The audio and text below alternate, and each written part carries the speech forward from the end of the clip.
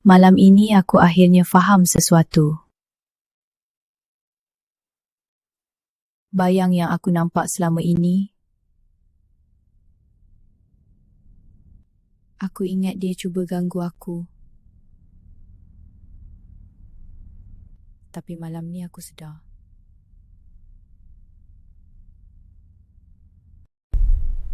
Dia cuma cuba tunjuk sesuatu. Aku ikut arah yang dia tunjuk.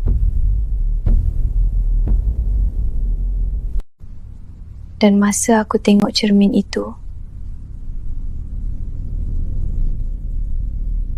baru aku sedar sesuatu. Bayang yang aku nampak selama ini bukan ganggu aku. Dia cuma cuba beri amaran tentang sesuatu yang berdiri di belakang aku sekarang.